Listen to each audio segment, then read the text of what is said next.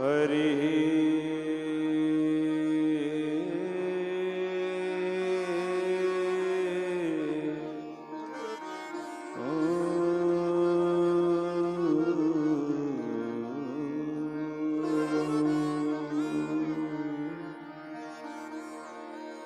स्वस्ति श्री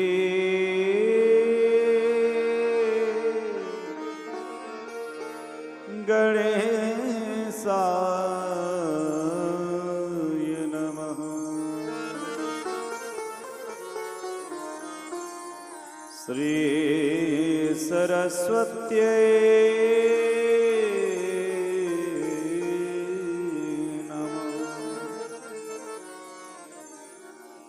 श्री हनुमते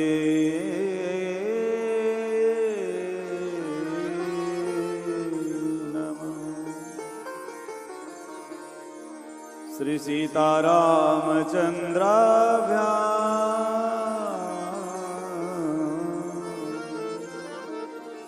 नमः।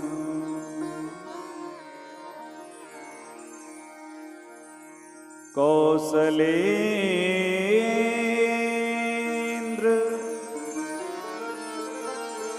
पदकंज मंजुलो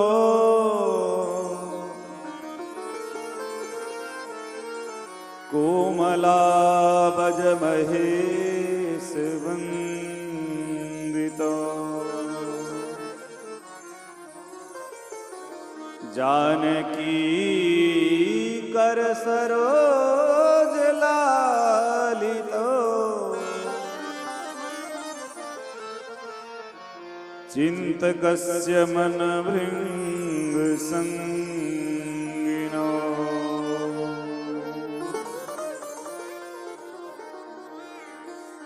रामाय रामभद्राय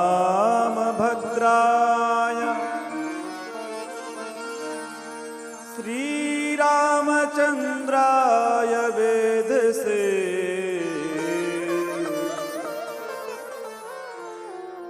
रघुनाथाय नाथाय श्री सीताय पतये नमः।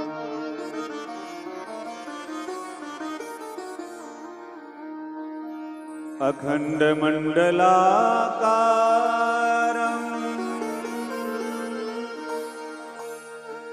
व्याप्तं येन चराचरं तत्पदं दर्शितं येन तस्मै श्री गुरुवे नमः। तस्मै श्री गुरुवे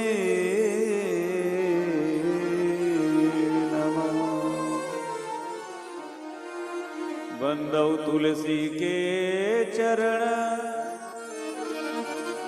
जिनकी न्यू जग का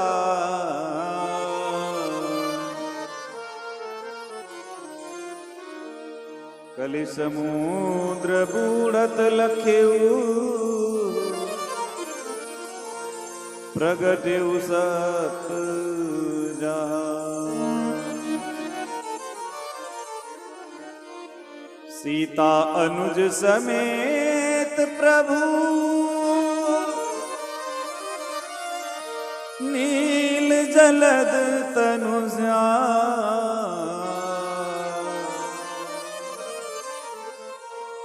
मम ही अबसहु निरंतर सगुन रूप श्री राम। राम कथा के रसिक वर भक्त राजमति धीर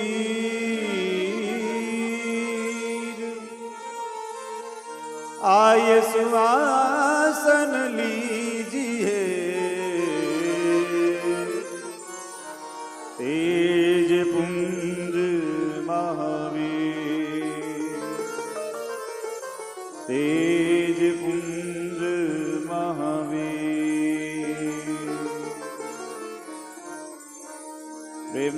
भक्तवत्सल भगवान की जय। श्री सीतारामचंद्र भगवान की जय। श्री अवध मिथिला धाम की जय। दुल्हा दुल्हन सरकार की जय। राम कथा महामहोत्सव की जय। श्री सद्गुरुदेव भगवान की जय। परम पूज्य श्री 1008 स्वामी श्री कृष्ण चैतन्य ब्रह्मचारी जी महाराज की जय। उनके समस्त शिष्य प्रशिष्य की जय। आज के आनंद की जय। जय जय श्री सीताराम। नमः पार्वती पते हर हर महादेव।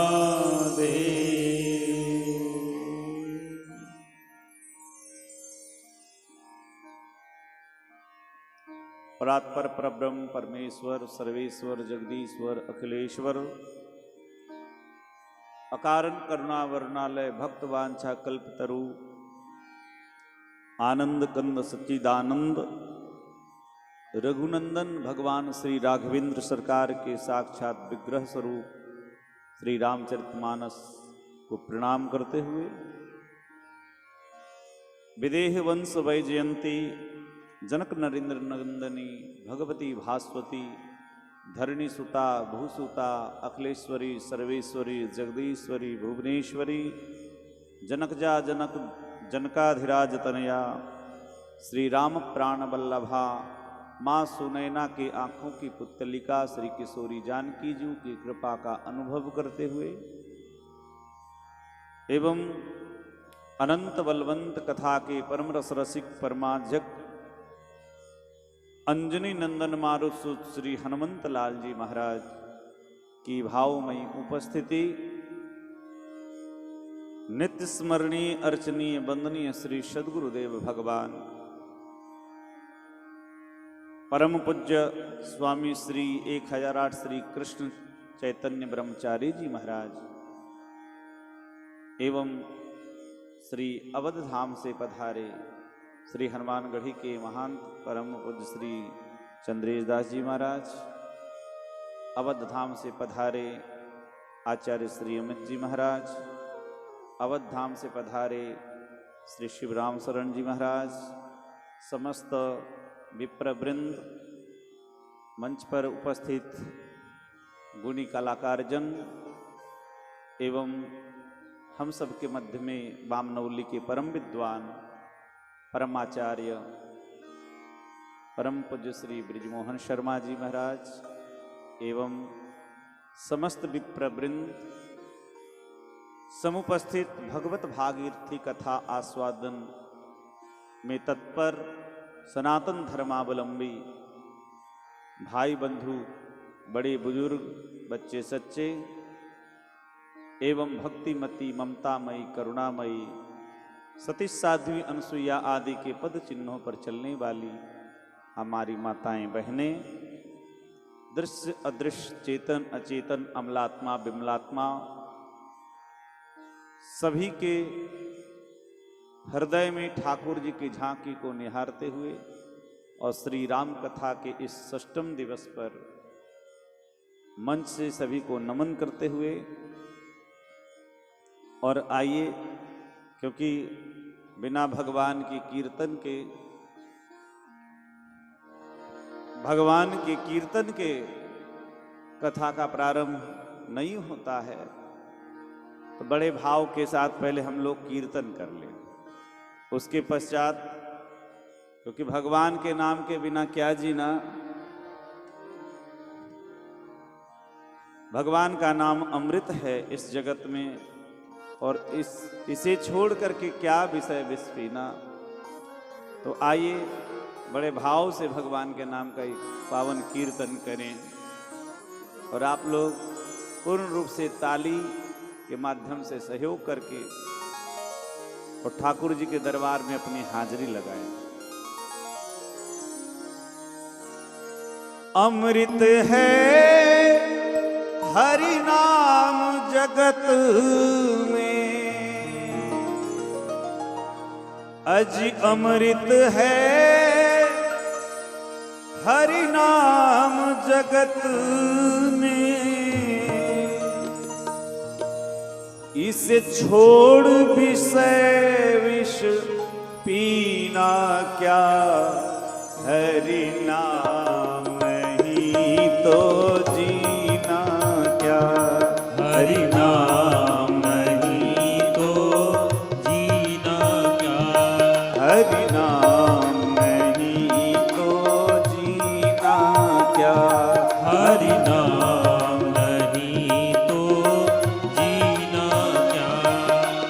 अमृत है हरि नाम जगत में, अमृत है हरि नाम जगत में, अमृत है हरि नाम जगत में।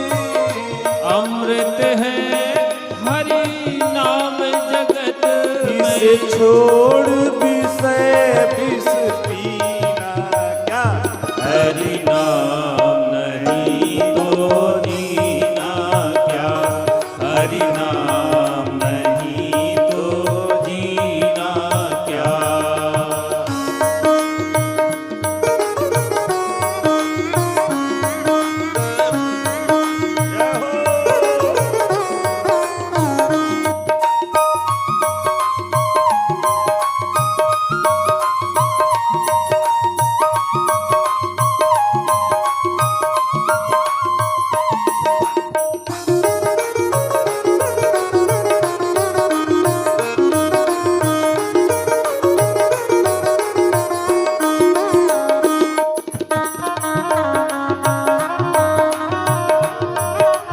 काली की सेवा।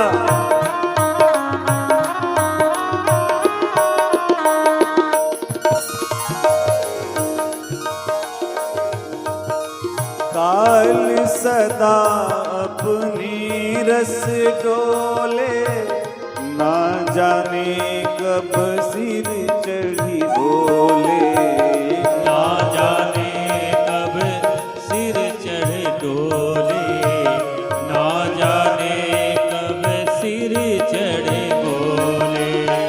काल सदा अपनी रस डोले, ना जाने कब सिर चढ़ी बोले, ना जाने कब सिर चढ़े बोले, ना जाने कब सिर चढ़े बोले। हरि का नाम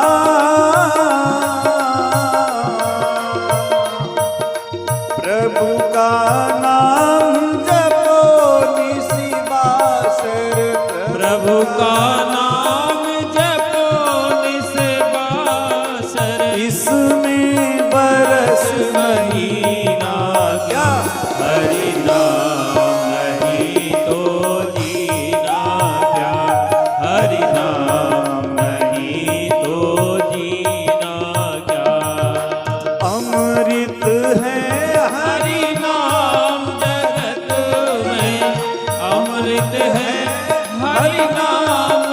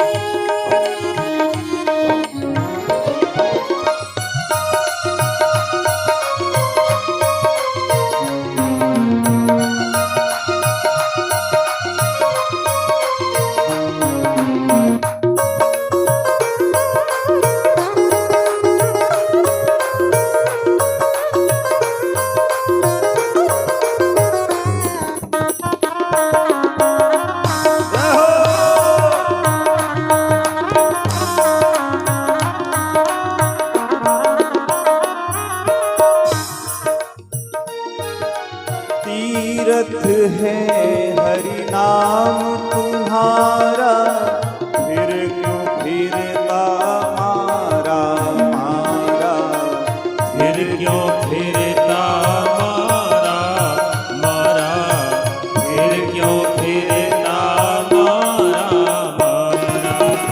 तीरथ है हरि नाम तुम्हारा, फिर क्यों फिरता मारा मारा, फिर क्यों फिरता मारा मारा, फिर क्यों फिरता मारा मारा। अंत समय हरि नाम न आवे, अंत समय हरि नाम न आवे, अंत समय हरि नाम न आवे, अंत समय हरि नाम न आवे। काशी और मदीना क्या हरि नाम नहीं तो जीना क्या, हरि नाम नहीं तो जीना क्या।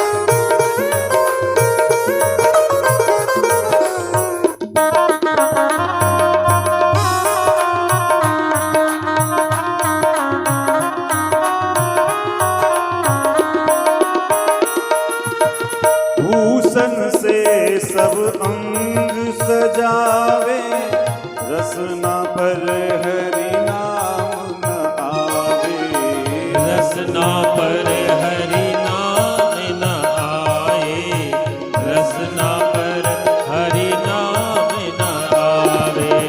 भूषण से सब अंग सजावे, रसना पर हरि नाम न आवे, रसना पर हरि नाम न आवे। देह पड़ी,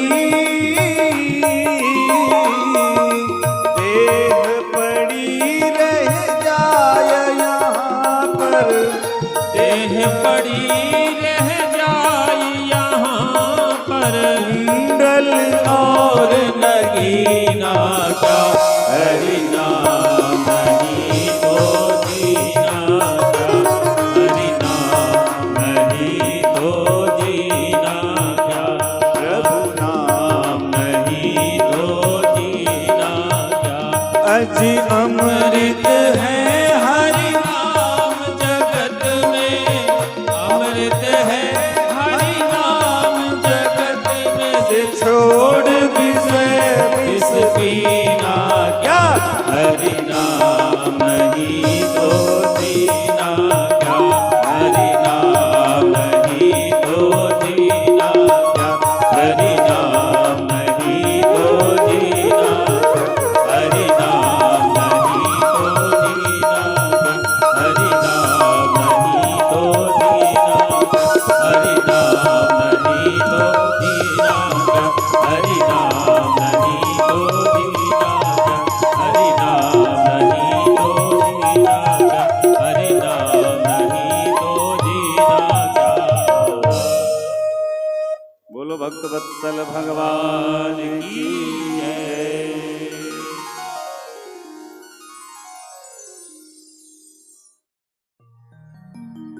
कल बड़े धूमधाम से भगवान के विवाह की कथा आप लोग श्रवण कर रहे थे कि भगवान श्री राम ने धनुष का भंजन किया, बड़े बड़े राजा उस धनुष को उठाने का प्रयास किए, लेकिन वो हिल भी नहीं सका। उठना तो बहुत दूर की बात। क्यों? क्योंकि धनुष जो है वो अभिमान का प्रतीक है, और अभिमान का भंजन अभिमान से नहीं होता। अभिमान का भंजन तो अमान से होता है। जो अमान है वही इसका भंजन कर सकता है। दूसरी बात, बिना गुरु भक्ति के अभिमान का भी भंजन नहीं होता। इतने बड़े बड़े राजा आए, तमकी ताकी तकी शिव धनु धरई, उठई निकोटि भाति बल करई। इनमें सहजता नहीं, दिखावटीपना ज्यादा है ना। यहां गुरु विश्वामित्र जी की भक्ति भगवान में भरी है, और गुरु की आज्ञा से धनुष का भंजन। उठहु राम भंजऊ भव चापा, मीटहु तात जनक परिताप। जिसके जीवन में अभिमान का भंजन हो जाए, उसे ही तो भक्ति की प्राप्ति होती है। जानकी वैदेही को प्राप्त करना मतलब भक्ति को प्राप्त करना। और उसके बाद खुशी के अवसर पर भी दुख आ गया। श्री परशुराम जी का आगमन होता है, और परशुराम जी जब आए तो आते ही उन्होंने कहा कि जल्दी नाम बताओ किसने धनुष तोड़ा है। जनक बहोरी आई सिर नावा, सिय बुलाई प्रणाम करावा। जिस राजा की ओर परशुराम जी एक बार देख देते ना, उसकी हालत खराब हो जाती है, क्योंकि ये वही परशुराम हैं जिन्होंने पूरे पृथ्वी को क्षत्रियों से 21 बार क्षत्रियों से रहित किया। 21 बार अपने फरसा से क्षत्रियों को भंजन किया, और बड़े बड़े राजा सबको धूल चटाया परशुराम जी ने। हमने एक दिन कहा था कि विश्वामित्र जी का संबंध दोनों कुल से है, क्षत्रिय से भी और ब्राह्मण से भी। विश्वामित्र जी क्षत्रिय होकर के ब्राह्मण बन गए, और परशुराम जी ब्राह्मण होकर के भी क्षत्रिय बन गए। कल आपने सुना था कि ये जो धनुष है, 2 धनुष, एक तो पिनाक जिसको राम जी ने तोड़ दिया, ये शैव धनुष शिव जी का धनुष है, और एक दूसरा धनुष जो विष्णु का धनुष है, जिसे ऋचिक मुनि को दी गई। और ऋचिक मुनि की पत्नी का नाम है सत्यवती। एक बार ऋचिक मुनि अपने पत्नी के लिए चरु का निर्माण कर रहे थे, तो हुआ क्या कि उस समय जो सत्यवती है, उन्होंने कहा कि भाई हमारे भी कोई भाई नहीं है, इसलिए हमारी मां के लिए भी चरु बना दिया जाए। चरु का निर्माण ऋचिक ने किया। तो हर एक मर्ज का अलग अलग दवाई होता है, दोनों के लिए अलग अलग, क्योंकि एक वर्ण में क्षत्रिय हैं और एक वर्ण में ब्राह्मण है। तो अपनी पत्नी जो ब्राह्मणी है उसके लिए अलग चरु बनाया, और क्षत्रियत्व के लिए अलग।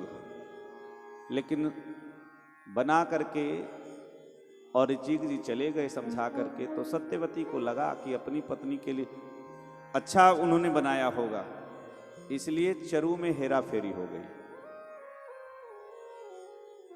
जो चरु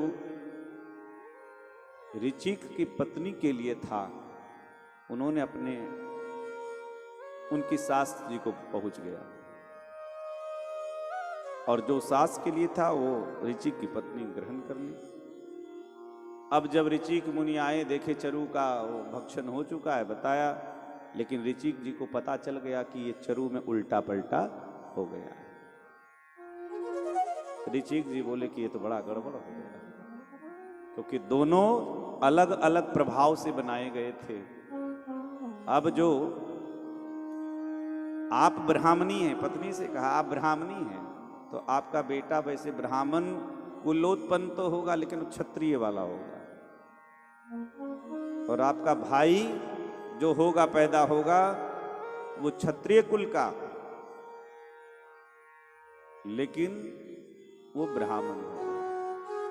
तो पैर पकड़ ली ऋचिक जी का कि प्रभु गलती तो हो गई, अब क्या किया जाए। तो ऋचिक ने कहा कि कोई बात नहीं, अब ये अगली पीढ़ी को हम बदल देते हैं, ये आपसे नहीं होगा लेकिन अगली पीढ़ी में होगा। तो अगली पीढ़ी में जो हुआ, तो राजा गाधी के जो पुत्र हुए, उसी चरु के प्रभाव से जो विश्वामित्र जी का जन्म हुआ। तो विश्वामित्र जी जो चरु तीसरे पीढ़ी में आ गया, ऋचिक के पुत्र हुए जमदग्नि, और जमदग्नि के जब पुत्र हुए तो जमदग्नि के पुत्र हुए परशुराम, उसी चरु, और जमदग्नि की पत्नी का नाम है रेणुका। तो रेणुका देवी ने के गर्भ से जो बालक का जन्म हुआ वो परशुराम, वो हुआ तो ब्राह्मण बालक, लेकिन पूरे सारे क्षत्रिय का कर्म। और वही विश्वामित्र जो हुए, उस चरु के प्रभाव से, चरु के उल्टा पलटा होने के कारण श्री विश्वामित्र जी क्षत्रिय कुलोत्पन्न हुए, लेकिन उसमें समस्त ब्राह्मण के कर्म समाहित हुए। तो वही परशुराम जी यहाँ, और यहाँ दोनों का मिलन है। और एक बात बताते हैं, हमारे प्राचीन इतिहास अगर यदि पढ़ेंगे तो कन्या की कोई जाति नहीं होती, कन्या की कोई जाति नहीं होती। जिस कुल खानदान में चली जाती है उनका कुल गोत्र बदल जाता है कि नहीं। विवाह होने के बाद उनका टाइटल भी पति का टाइटल हो जाता है, उनका कुल गोत्र बदल जाता है। तो यूं समझेंगे कि पहले ब्राह्मण, प्राचीन इतिहास में, इस कथा से मैं बता दूं कि प्राचीन इतिहास में देखेंगे तो कई बार ऐसे आपको देखने को मिलेगा कि जैसे ब्राह्मण हैं तो छत्राणी में, छत्राणी कुल की कन्या से कोई ब्राह्मण विवाह कर सकता है, इसमें वर्ण संकरता वाली बात नहीं है। लेकिन कोई ब्राह्मणी क्षत्रिय से शादी नहीं कर सकती। अपने से कन्या का जो विवाह है अपने से श्रेष्ठ में तो हो सकता है, बहुत ध्यान से सुनिएगा इस प्रश्न। कन्या का विवाह अपने से श्रेष्ठ कुल में तो होना ठीक माना गया, लेकिन अपने से कनिष्ठ कुल में होना यह ठीक नहीं माना गया शास्त्र के अनुसार। इसीलिए चूंकि जमदग्नि की पत्नी जो थी, मैं ध्यान दिलाऊं शर्मा जी, जमदग्नि जी की जो पत्नी थी ये गाधी कुल से इनका संबंध था, क्षत्रिय कुल की ये कन्या थी। और श्री ऋचिक जी की पत्नी शेरा, ऋचिक जी की जो पत्नी थी उनका गाधी कुल से संबंध था। तो इसलिए मायके के प्रति प्रेम तो होता है, मायके के प्रति। इसीलिए यहाँ परशुराम जी महाराज आए, सारे राजा डर डर के अपना नाम लेने लगे, और यहाँ विश्वामित्र जी भी है, दोनों भाई को प्रणाम करवाया। और उसके बाद फिर तो महाराज परशुराम जी के तो उन्होंने कहा, सभय बिलो के लोक सब जानी जान की भी,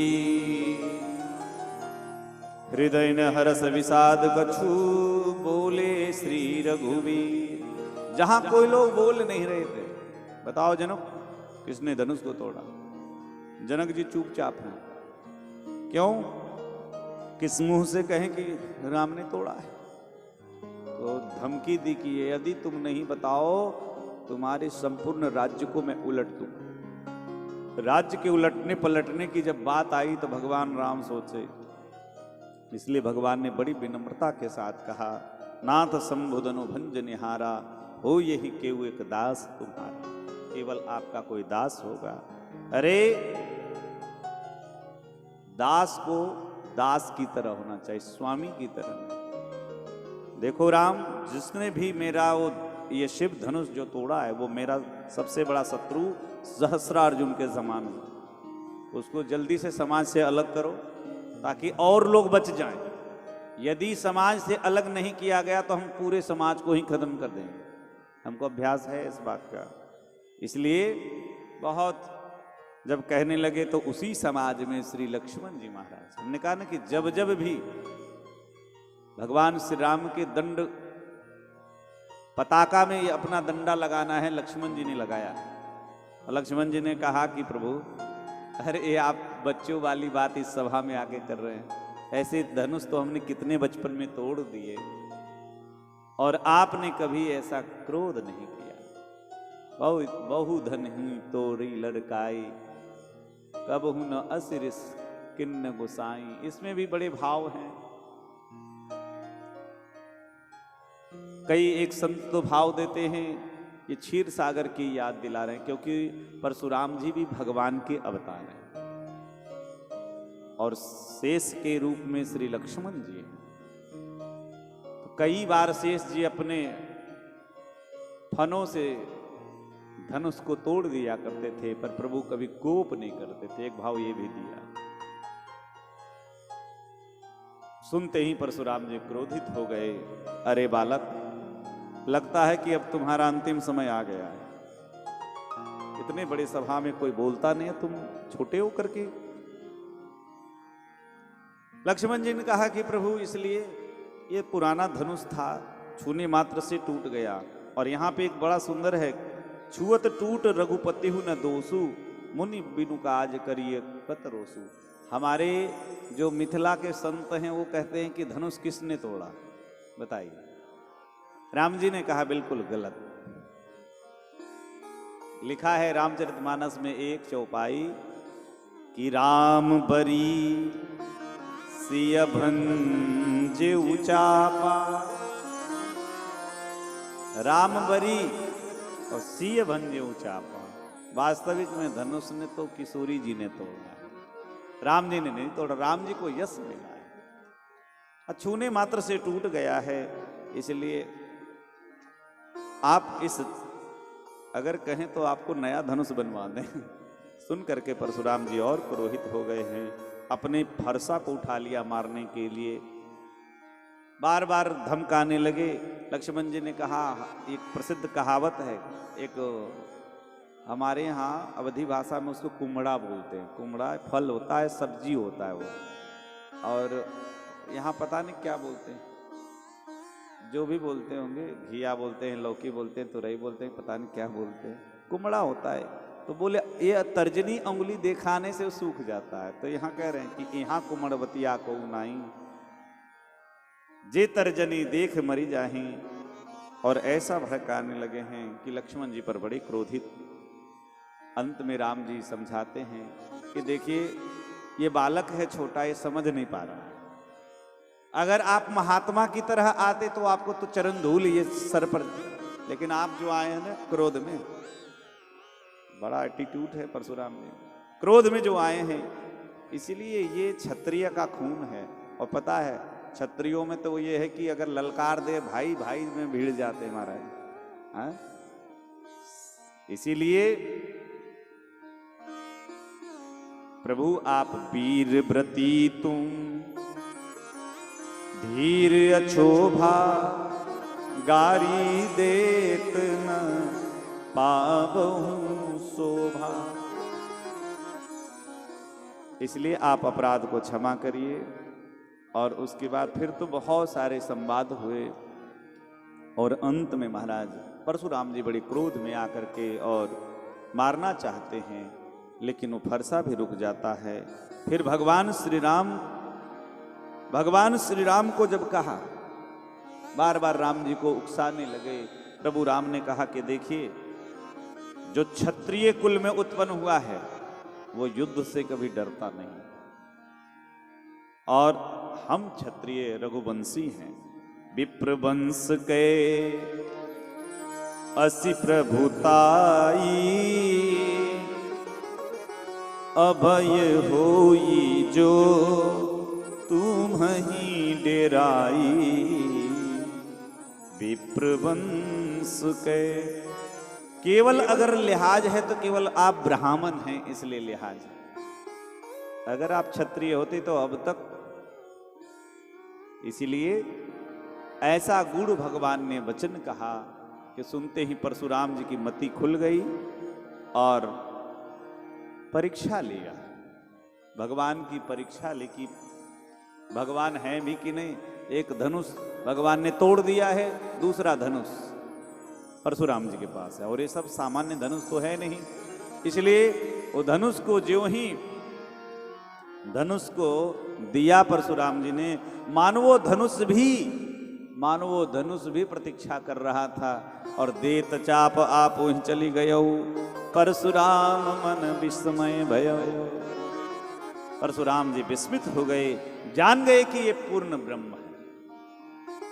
और उसके बाद क्योंकि राम जी ने इतने शील स्नेह में, देखो एक बात समझना चाहिए, परशुराम जी के प्रसंग से एक सार निकल के ये आता है कि जीवन में कोई क्रोधी व्यक्ति का सामना करना हो तो आप अपने क्रोध से नहीं कर सकते।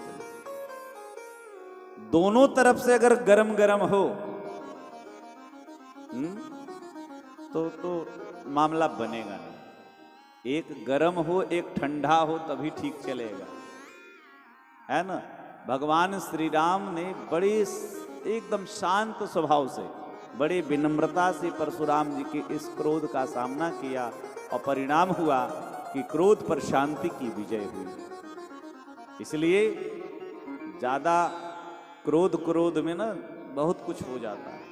इसीलिए भगवान श्री राम को हाथ जोड़ करके प्रणाम करने लगे, और जितने अभी कहे थे सबके लिए माफी मांगने लगे। एक बार मेरे साथ ऐसे ही घटना घटी, जो ये घटना दिख रही है। एक बार मैं बिहार से आ रहा था अयोध्या जी, तो संयोग से वो जल्दीबाजी में यात्रा थी, तो टिकट ट्रेन का बन नहीं पाया, तो बिना टिकट के ही सामान्य टिकट लेके, और महाराज स्लीपर क्लास में एक रेलवे के अधिकारी थे, वो बैठा दिए। और जिसके सीट पर बैठाए वो वृद्ध थोड़े थे, लेकिन साधु को देख के उन्होंने 100-150 गाली हमको दी, कम से कम। अच्छे कुल खानदान के दिख रहे थे, लेकिन हमने कुछ जवाब नहीं दिया। 2-4 लड़के थे बगल में, वो हमको उकसाने लगे, बोले महाराज जी आप भी जवान हो, और इतनी कुछ सहने के बाद आप कुछ बोलते क्यों नहीं। हमने कहा कि जब इनकी बोलती बंद होगी तब मेरी चालू होगी, है ना। महाराज इतने वो कुछ कहे, और संतों की इतनी निंदा, इतनी निंदा, इतनी निंदा। देखो संत की निंदा तो भगवान भी बर्दाश्त नहीं। जो अपराध भगत कर करई, राम रोष पावक सो जरूर। भक्त उस व्यक्ति ने तो अंत में हमसे कहा, धमकी दिया कि टीटी से पकड़ा देंगे, जो जेल भिजवा देंगे। हमने कहा जो वो तो और अच्छा है। क्यों? क्योंकि हम तो राम जन्मभूमि में निवास करते हैं, अगर भगवान की कृपा होगी तो कृष्ण जन्मभूमि भी चले जाएं। क्या दिक्कत है, क्या दिक्कत है। अरे वहां भी खिचड़ी मिलेगी, वहां भी राम राम करेंगे, तो बैठ के काम तो वही करना है जो हम यहाँ कर रहे हैं, चाहे वहां कर रहे हैं। हमारे लिए तो सब एक जगह है। इतने में टीटी आ भी गया, जो अब महाराज उसको देख करके वो बड़ा खुश हुआ कि अब बोलेंगे। अब वो हमारा परिचय का पहले से निकल गया। उसने देखते ही हमको प्रणाम किया और पूछा भी, महाराज जी यहाँ कैसे बैठे हैं। क्योंकि रेलवे कर्मचारी हमारे शिष्य थे, तो इसीलिए तो हमने बताया कि जाना है। तो उन्होंने कहा चलिए, झोला उठाने लगे, बोले कि चलिए आपको एसी में बैठाते हैं, चाय पानी वहीं होगा। हमने कहा नहीं, अब बैठे रहने दीजिए। थोड़े हम भी माहौल को आनंद ले रहे थे। ऐसी विषम परिस्थितियों में भी सुख लेना चाहिए। फिर वो बैठ करके 2-4 मिनट हमारी बात हुई, और वो जो टीटी थे वो हाथ जोड़ के उनसे, जिनकी सीट थी, कहे कि अगर आपको कोई तकलीफ ना हो तो महाराज जी फलाने स्टेशन पर उतर जाएंगे। अब इस घटना के बाद वो व्यक्ति, अब देखिए गालियों का क्रम यहाँ थमा। अब वो चले गए। हम भी चाहते तो उनके साथ एसी में चले जाते, लेकिन नहीं गए। हमने कहा थोड़ी यात्रा 2-3 घंटे की रह गई है। उसके बाद महाराज हम पानी लाने के लिए गए, तो वो व्यक्ति बोले, बूढ़े थे, तो बोले कि थोड़ा पानी ले आइए। हमने कहा चलो भाई, बूढ़े बुजुर्ग हैं, सेवा कर दो, कोई बात नहीं। अब उसके बाद से जो क्रम चला है, देखिए, एकदम शांतिपूर्वक रहने से सारे 150 गाली उसने दी होगी, तो कम से कम उसने 3 घंटे में 300 बार पैर पकड़ा होगा। अब विचार करिए, जो व्यक्ति, जिस व्यक्ति ने गाली दी थी, कुछ क्षण पूर्व जब हमारा स्टेशन आया, उतरते समय हमारे जेब में जबरदस्ती 500 रुपया रख दिया। कहे कि आप अयोध्या में। हमने कहा कि ये 500 रुपये की मुझे ज़रूरत नहीं है, आप बुजुर्ग हो, लेकिन आपकी मति ठीक हो जाए, बस हम किसी भी साधु को देख करके किसी के प्रति अपनी राय बना लेना, अच्छा या बुरा, ये तो गलत चीज है। संतों का यही स्वभाव है। इसलिए कभी भी ज्यादा कुछ परिस्थिति जीवन में ये काम आता है।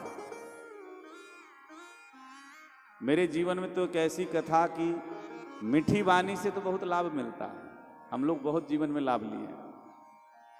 मीठी वाणी बोलिए, मन का आपा खो, औरन को शीतल करे, आप हो शीतल हो। तो भगवान श्री राम का ये शील स्नेह है। भगवान राम की स्तुति करके परशुराम जी, चूंकि वो धनुष जब परशुराम जी ने दिया था, उस पर बाण चढ़ा दिया, और बाण चढ़ा दिया तो भगवान ने कहा कि अब, क्योंकि प्रभु राम का जो बाण है वो अमोघ है, परशुराम जी अब बताइए कि ये बाण को मैं कहां छोड़ूं। परशुराम जी ने कहा कि कहीं तो छोड़ सकते हैं, मेरे पास 2 जगह है प्रभु छोड़ने के लिए। एक जो मेरा तपलोक है, जो पुण्य अर्जित किया गया है, एक तो वो है, और दूसरा है मेरी गति। क्योंकि परशुराम जी दिन भर चाहे पृथ्वी पर भ्रमण करें, लेकिन रात्रि में पृथ्वी पर वो रहते नहीं, वो महेंद्र पर्वत पर रहते हैं, जो पृथ्वी से अलग भाग में है। क्योंकि ये पृथ्वी परशुराम जी ने ब्राह्मणों को दान दे दिया है, और दान दी हुई वस्तु पर अधिकार जताना ये ठीक नहीं है। इसलिए प्रभु, यदि मेरी गति अगर आप नष्ट कर देंगे तो मैं महेंद्र पर्वत पर जा नहीं पाऊंगा, और वो तो पाप लग जाएगा। इसलिए मेरे पुण्य लोक को नष्ट करें। और भगवान श्री राम ने उस बाण को छोड़ करके परशुराम जी के पुण्य लोक को नष्ट कर दिया। इससे परशुराम जी का तेज घट गया। भजन का बल जो था, तपस्या का बल था, वो नष्ट हो गया। तो बारंबार स्तुति करके जब चले गए महाराज, तो जो राजा अब तक बहुत कह रहे थे कि हम ये करेंगे वो करेंगे, श्री राम के इस शील स्नेह को देख करके राजा सब चकित हो गए। विचार करने के लगे कि ऐसे खतरनाक महात्मा को जो भेज दिए, और सारे जनकपुर टूटत हुई धनु भयो विबाहु, सुर नगर नाग विदित सब काहू।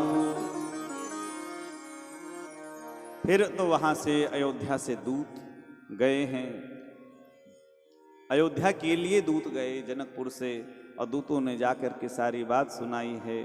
और भगवान श्री राम के इस बाराती के अवसर पर,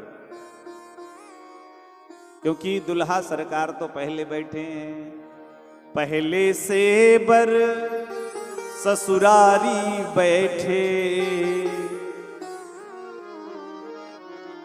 पहले से बर ससुरारी बैठे, सुनी सब हसत ठठात जी, जैसी रघुबर तुम्हारी। देखी न ऐसी बारात जी जैसी रघुवर तुम्हारी।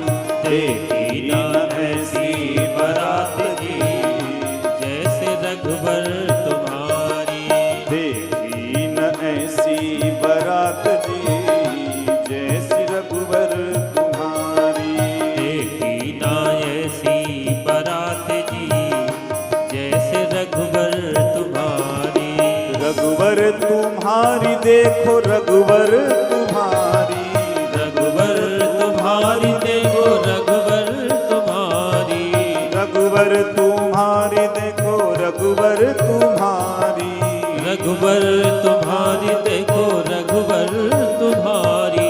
देखी न ऐसी बारात जी जैसी रघुवर तुम्हारी। देखी न ऐसी बारात जी जैसे रघुवर तुम्हारी। और पूछे लोग कहाँ है दुल्हा। पूछे लोग कहाँ है दुल्हा। पूछे लोग कहाँ है दुल्हा। पूछे लोग कहाँ है दुल्हा। अजी सुनी अवधि सकुचात जी जैसी रघुवर तुम्हारी। सुने अवधि सकुचात जी जैसे रघुवर तुम्हारी। देखी न ऐसी बारात जी जैसी रघुवर तुम्हारी। देखी न ऐसी बारात जी जैसे रघुवर तुम्हारी। भगवान की बारात जब चली तो बिना दुल्हा के बारात, और बिना दुल्हा के बारात जब जाने लगी लोग पूछने लगे कि भैया दुल्हा कहाँ है, तो सब कुछ बता नहीं पाते। बोलो संत भगवान की जय। जब बता नहीं पाते सब दशरथ जी की मजाक उड़ाते सब रास्ते में। गुरु जी ने कहा कि गुरुदेव हम चक्रवर्ती राजा हैं और देखिए रास्ते के लोग सब पूछ रहे हैं और मजाक उड़ा रहे हैं। ऐसा मजाक तो जीवन में कभी मेरा उड़ा नहीं था। गुरु जी ने कहा कि एक काम करो, ऐसा करते हैं कि भरत और शत्रुघ्न ये दोनों जो है लखन राम की अनुहारी, ये दोनों राम और लक्ष्मण के जैसे दिखते हैं। भरत राम की तरह और शत्रुघ्न लक्ष्मण के। इन दोनों को रास्ते में ही महाराज डेंटिंग पेंटिंग करके दुल्हा बना दिया। ये तो घोड़े पर बढ़िया जा रहे थे, अब दुल्हा बना दिया। गुरु जी से कहा दशरथ जी ने कि गुरु जी दुल्हा तो बना दिए, लेकिन महाराज अगर वहाँ पे पोल खुल गई तो, क्योंकि दो तो उधर हैं और दो इधर हैं। पता चल गया कि नकली दुल्हा आ रहा। हाँ, अरे महाराज आजकल तो ये कलयुग है, आजकल तो नकली दुल्हा और नकली दुल्हन।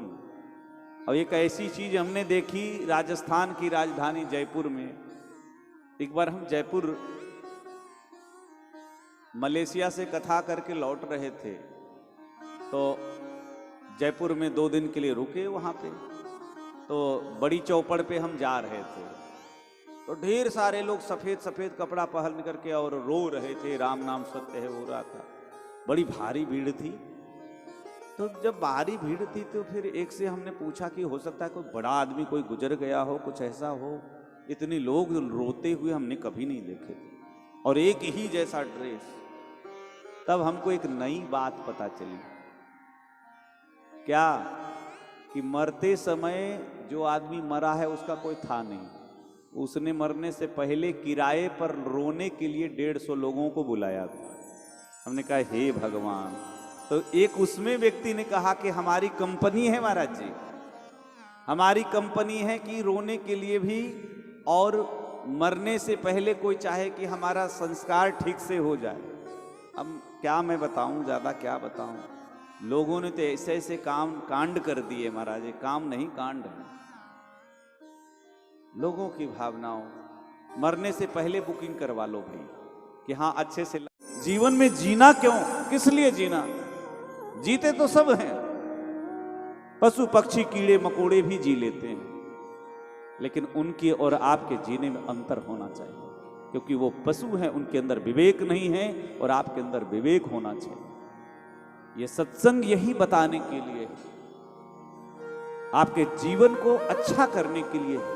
विवेक की बिनु सत्संग विवेक न होए। पुनि पुनि सिया गोद करी लेहि, देई असीस सिखावन देहि।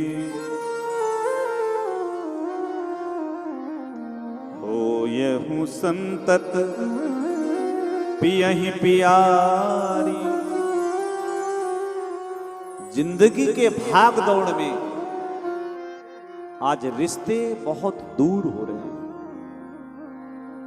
भौतिक संसार में हम लोग इतने रच पच गए हैं साहब। अब तो एक बीमारी आई है जिसका नाम है मोबाइल। कैंसर से भी खतरनाक बीमारी है जिसका नाम है मोबाइल।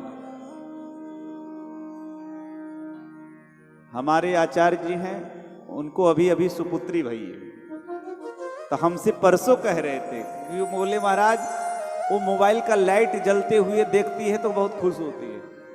हमने कहा कि कंप्यूटर के युग में इसका मतलब है 9 महीने उसकी माताजी भी फेसबुक व्हाट्सएप चलाती होंगी। गर्भगत शिशु को भी तो वही संस्कार पड़ेगा। हमने देखा पहले के बड़े बुजुर्ग, अब कथा में देखिए ना, दशा आप स्वयं देखिए। पहले कथा होती थी महाराज, न पोस्टर लगाओ न बैनर लगाओ, खाली सुनते ही इतनी भीड़ होती कि भीड़ को संभालना मुश्किल हो जाता था। अब तो पति पत्नी में भी हम देखे महाराज, घर परिवार में भी देखे महाराज, कहीं जा रहे हैं यात्रा, कहीं बैठे हैं तो पत्नी अलग मोबाइल में और पति अलग मोबाइल में, न बात न चीत, दोनों अलग अलग मस्त चल रहे हैं। इससे क्या हुआ? इससे संबंधों, जो हमारे बीच में एक संवाद होना चाहिए था, जो विचार होना चाहिए, वो समय आज हम मोबाइल को जितना समय देते हैं उतना परिवार में हम मैन्युअली समय नहीं दे पाते हैं। इससे संबंध हमको लगता है कि बहुत बिगड़ रहे हैं। मोबाइल बहुत बढ़िया चीज भी है, लेकिन अगर इसका ये दुरुपयोग किया जाए। हमसे कह रहे थे कि महाराज जी आप भी तो 2-2 मोबाइल चला रहे हैं। तो हमने कहा कि मेरा मोबाइल इसलिए है कि ये बामनौली की कथा यूट्यूब पर भी हम डालेंगे, और यूट्यूब पर चैनल है श्याम दास अयोध्या, सर्च करेंगे गूगल आपको आ जाएगा, फेसबुक और यूट्यूब। इसके माध्यम से, संचार के माध्यम से लोगों तक पहुंचने का साधन है। तो हम लोग तो सदुपयोग में लगे हैं, बढ़िया कथा भजन आदि के लिए हम लोग ये उपयोग करते हैं। किसी भी वस्तु का उपयोग दुरुपयोग लाभ और हानि देने वाला होता है। बढ़िया आपने किया तो लाभ में मिलेगा, दुरुपयोग किया तो आपका विनाश भी हो सकता है। लेकिन इन संबंधों को भी बचा करके रखना जरूरी है। भोजन भी कर रहे हैं लेकिन मोबाइल में घुसे हुए हैं। अब भोजन कैसा बना, क्या बना, कुछ पता ही नहीं चला महाराज। बनाने वाले का परिश्रम ही व्यर्थ गया। इसलिए पुनि पुनि सिया गोद करी लेहि, देई असीस सिखावन देहि। एक बेटी को क्या शिक्षा देनी चाहिए? ये मानस, रामचरितमानस की कथा इसलिए है कि आप जीवन में, अपने जीवन में उतार सको। शिक्षा दे रही है कि हे बेटी, ओ ये हूं संतत पियहि पियारी, चिर अहिवात असीस हमारी। सबसे पहले एक कन्या का जब विवाह होता है तब सबसे पहले पति के प्रेम को हासिल, पति के विश्वास को जीत लेना, पति के भरोसे को कभी जीवन में मत तोड़ना। एक स्त्री के लिए पति बहुत महत्वपूर्ण है। इसीलिए, लेकिन यहां पे केवल पति की शिक्षा नहीं दी, पति के साथ साथ पारिवारिक शिक्षा दी कि सासु ससुर गुरु सेवा करे हूँ, पति रुख लखी आयसु अनुसरे। पति के साथ साथ सास ससुर के सेवा। आज प्रायः देखी जाती है विडंबना कि विवाह होते ही पति पत्नी सास ससुर को छोड़ के अलग रहने की प्रवृत्ति। ऐसा बिल्कुल नहीं होना चाहिए, क्योंकि यदि आप ऐसा करेंगे तो आपके साथ भी ऐसा ही होगा, है ना। सास ससुर बूढ़े हो गए हैं, कहां जाएंगे? अच्छा विचार करिए, जिन माता पिता ने अपने बच्चों को पाल पोस करके बड़ा किया, क्या उनके अरमान नहीं है, उनकी इच्छाएं नहीं है, उनकी भावनाएं नहीं है, है? लेकिन प्रायः विडंबना तो ये है कि विवाह के बाद जो लड़का भी स्वयं बदल जाता है महाराज। देखो ये कैसे सुंदर, आगे हम बताएंगे प्रकरण है। सास ससुर की सेवा, घर परिवार को जोड़ करके रखना एक स्त्री का दायित्व है, तोड़ना नहीं। इसलिए और उत्तम स्त्री वो है जो पति के रुख को, पति की इच्छा में अपनी इच्छा को लेकर के चले, पति के विपरीत कोई ऐसा कार्य न करे। और बार बार स्त्री धर्म सिखाती है। और मैया सुनैना जब विदाई का ये अवसर हुआ, फूट फूट करके रोने लगी, अपने बेटी को सीने से चिपका ली और बार बार रुदन करने लगी है। ऐसा करुणा विरह का निवास हो गया। सब कहने लगे कि हम स्त्रियों को क्यों विधाता ने रचा है। उसी समय यहां शिक्षा दी जा रही है। चारों भाई श्री राम, चारों भाई मैया सुनैना से मिलने के लिए, विदाई कराने के लिए पधारे हैं। जब देखा प्रभु राम को, नेत्र भर भर के सब दर्शन कर रही है और हृदय में इतनी विरह वेदना है, जैसे मरने वाले को अमृत मिल जाए, जन्म का भूखा मानो कल्प वृक्ष प्राप्त कर ले, नारकी व्यक्ति मानो वैकुंठ धाम प्राप्त कर ले। उसी तरह आज भगवान श्री राम का दर्शन करके सब जनकपुर की स्त्रियां अपने आप को धन्य मान रही और प्रभु राम जाकर के मैया सुनैना को प्रणाम करते हैं। मां, इतने दुख के अवसर पर कैसे बोलें? संकोच के साथ कहा कि राऊ अवधपुर चहत सिधाए, विदा होन हम यहाँ पठा। इसलिए मां, मात मुदित मन आयसु देहु, बालक जानी करब नीतनी। हे मां आज्ञा दीजिए। विचार करिए, प्रभु राम के मुख से ऐसे वचन, सारे रनिवास और जोर से प्रभु राम के शील स्नेह को देख करके रुदन करने लगे। बार बार जानकी को छाती से लगा करके इतनी रुदन कर रही है, अपनी बेटी के पूरे वस्त्र को गीले कर दिए।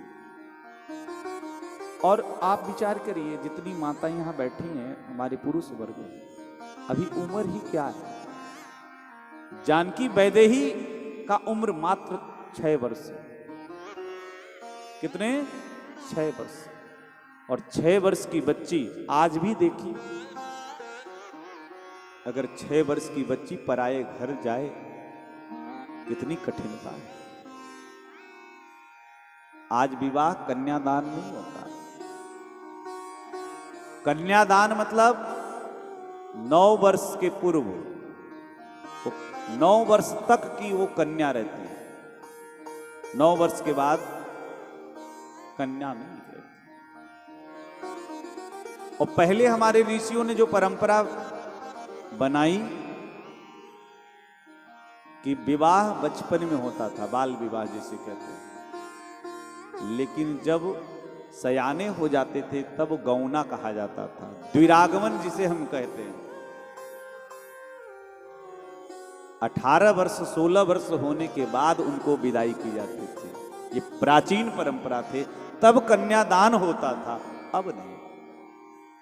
अब 25 साल 30 साल, पता नहीं कुछ दिन में बूढ़ा बूढ़ी में शादी करेंगे, पता नहीं क्या। ऐसा भी हो सकता है भाई, क्या कह सकते हैं, लोगों का तो क्या कह सकते। इसीलिए, लेकिन समय के अनुसार परिवर्तन होना चाहिए, समय के अनुसार परिवर्तन होना चाहिए, पर इतना भी नहीं। इसीलिए मैया सुनैना ने हाथ जोड़ लिए, हे राम तुम तो परिपूर्ण हो, आप भक्तों के भाव को जानते हो, ज्यादा क्या कहें, आपसे कुछ छिपा नहीं। सुनी सनी है सानी बरबानी, बहुविधि राम सास सनमानी।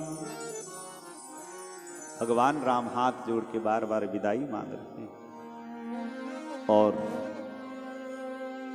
इस विदाई के अवसर पर सारे लोग रुदन। जनकपुर की गलियां जो एकदम खिली खिली सी लगती थी, आज गलियों में पंछियों ने चहचहाहट बंद कर दिया। जो कमला बिमला की सुंदर कलकल करती निनाद धाराएं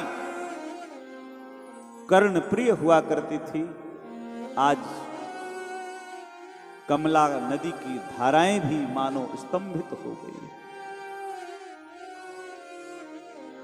सुख सारिका जानकी जाए, कनक पींजरनी राखी पठाए। जानकी ने कुछ तोता मैना पाले थे, जिनको सुंदर सुंदर कथाएं सुनाई, पढ़ाया, सिखाया, लेकिन आज वैदेही के विदाई के अवसर पर वो भी पिंजड़े में तड़पड़ा रहे हैं और व्याकुल होकर के कह रहे हैं, व्याकुल कहीं कहाँ वैदेही, सुनि धीरज परी हरही न केही। वैदेही वैदेही उच्च स्वर में विलाप कर रहे हैं, क्योंकि आज बेटी जनक की अवध को चली है। आज बेटी जनक की अवध को चली, आज बेटी जनक की अवध को चली। आज बेटी जनक की अवध को चली। आज बेटी जनक की अवध को चली। माँ की ममता चली, घर की लक्ष्मी चली। माँ की ममता चली, घर की लक्ष्मी चली। माँ की ममता चली, घर की लक्ष्मी चली। माँ की ममता चली, घर की लक्ष्मी चली। प्यारी बेटी जन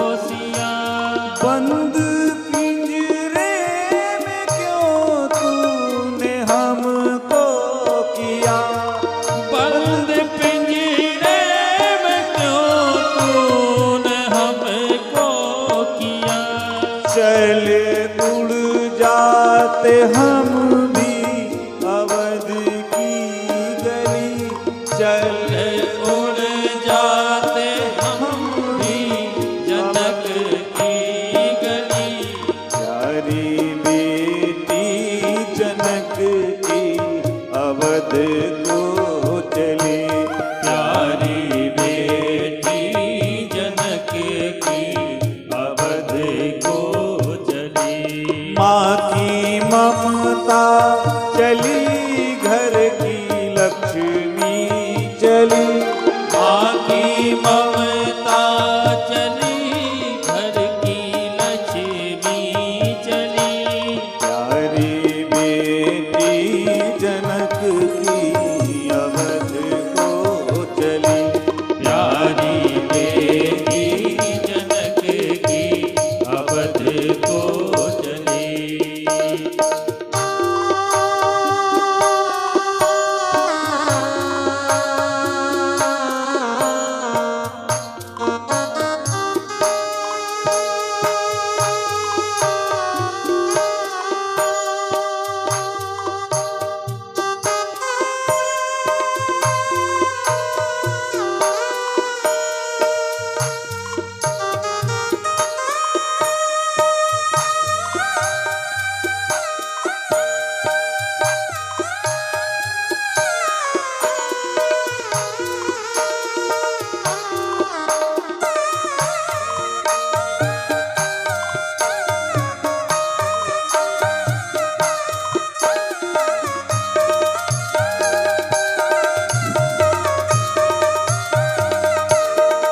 विचार करिए,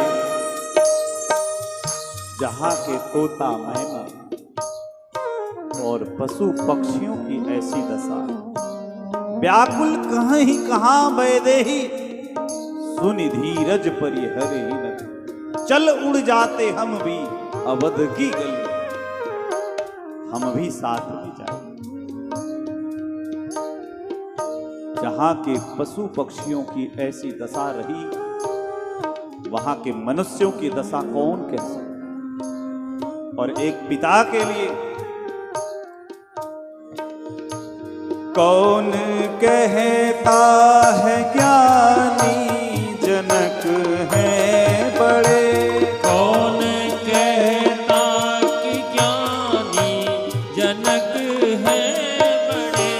प्यारी बेटी की आंसू लिए हैं खड़े, प्यारी बेटी का आंसू लिए हैं खड़े।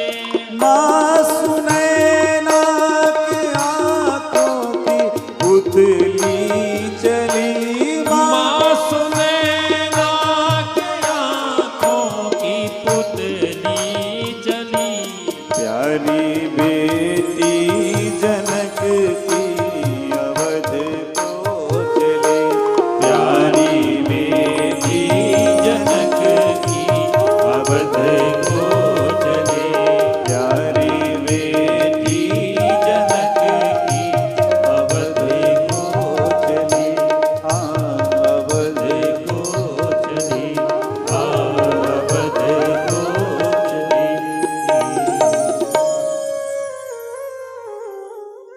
व्याकुल पशु पक्षी व्याकुल होते हैं।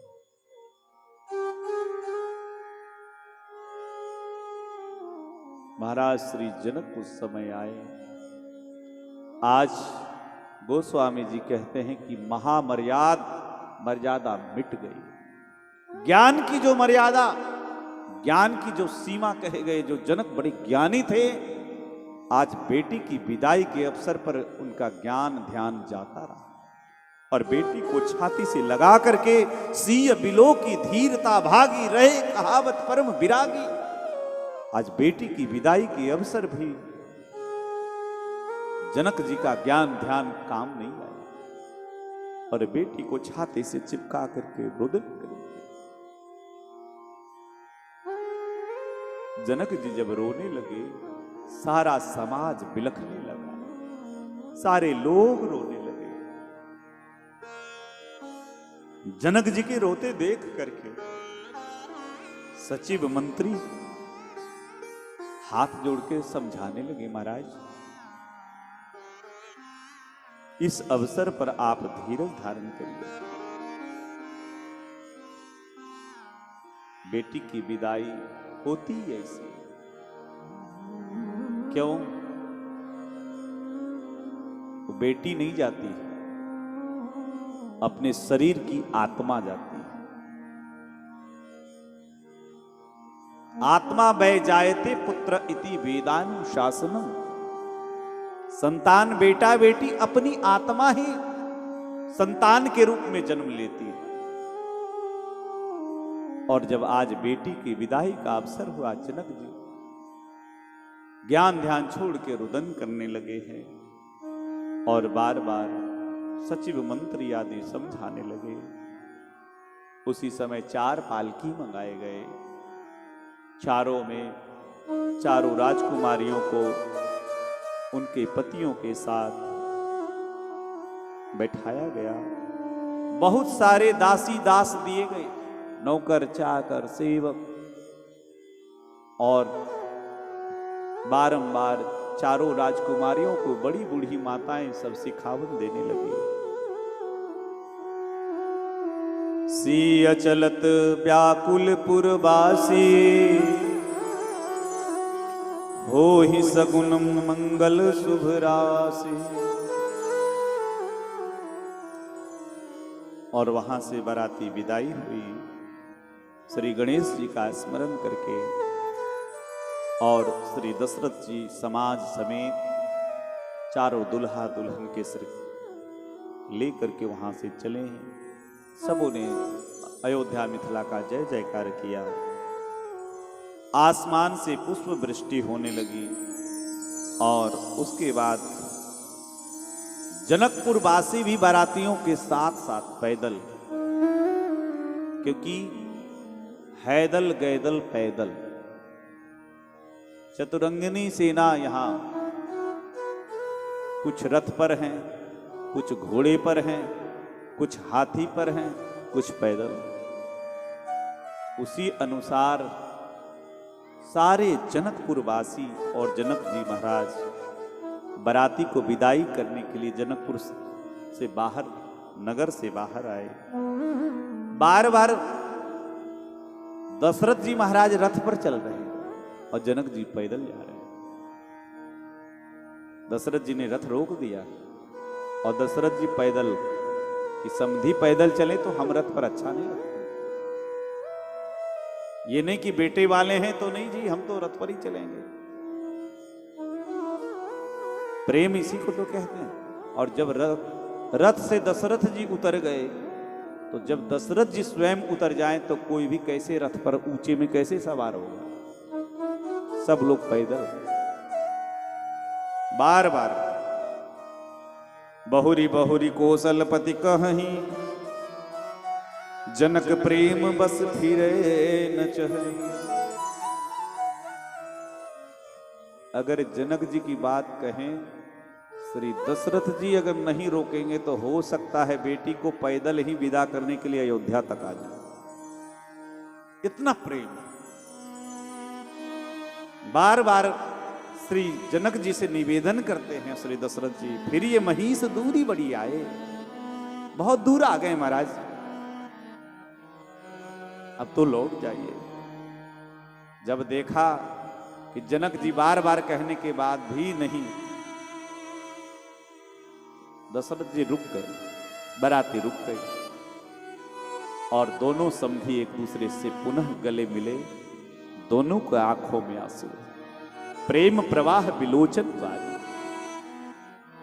ऐसा अद्भुत प्रेम जनकपुर में अयोध्या वासियों को प्राप्त हुआ है और श्री जनक जी ने इतना सम्मान किया है। इस प्रेम के कर्ज को कभी अयोध्या वासी अदा नहीं कर सकते। श्री जनक जी महाराज ने हाथ जोड़ लिया, महाराज मैंने तो कुछ किया ही नहीं, मैं आपकी क्या प्रशंसा करूं? आपने मुझे बढ़ाई दी, मेरा ये सौभाग्य है कि श्री राम हमारे जामाता दामाद बन गए, ये मेरा सौभाग्य है। आपने तो हमें बड़ा कर दिया। कौशलपति समधि सजन सन्माने सब भांति, आपने वो हमें सम्मान दिया, आपने बड़ाई दी। और उसके बाद प्रभु राम के पास जनक जी जाकर के और कहा कि आप तो ब्रह्म है, व्यापक है, अलख है, अविनाशी है, चिदानंद है, निर्गुण है, गुणराशि है। मैं आपकी क्या प्रशंसा करूं। बस मैं यही मानता हूं कि मेरे नयन के विषय, नेत्र के विषय हो गए, यही मेरे जीवन का सौभाग्य है। बार बार उसके बाद श्री गुरु वशिष्ठ जी को प्रणाम किया और जनक गहे कौशिक पद जाए, श्री विश्वामित्र जी के पैर ही पकड़ लिए। गुरुदेव, यदि आप न होते तो आज ये संबंध जुड़ता नहीं। आपने जो जनकपुर के लिए किया है, ये जनकपुर वासी कभी आपके ऋण को चुका नहीं सकते। चरण रेणु सिर नयनन लाई, विश्वामित्र जी के चरण रज को अपने नेत्रों से लगाया। और फिर वहां से विश्वामित्र जी ने जब समझाया कि अब बहुत दूर आ गए हैं, अब लौट जाइए, क्योंकि आगे जनकपुर की सीमा समाप्त है थोड़े दूर के बाद। तो उसके बाद जब विश्वामित्र जी ने आज्ञा दी, अब यहां पे श्री जनक जी महाराज वहीं खड़े हो गए। बाराती वहां से चली, हाथी घोड़े रथ जब चलने लगे तो उसके धूल उड़ने लगे और श्री जनक जी पूरे जनकपुर के जो जो आए थे सब हाथ जोड़ के बारातियों को जाते हुए देख रहे, एकदम मूर्ति काठ की मूर्ति की भांति। और जब तक रघुवंश के वो उस रथ के पताका दिखता रहा दूर तक, आकाश में धूल दिखते रहे, तब तक श्री जनक जी महाराज उस बारातियों को देखते रहे। बीच बीच बरबास करी मगलोगन सुख दे, अबद समीप पुनीत दिन पहुंची आई जने।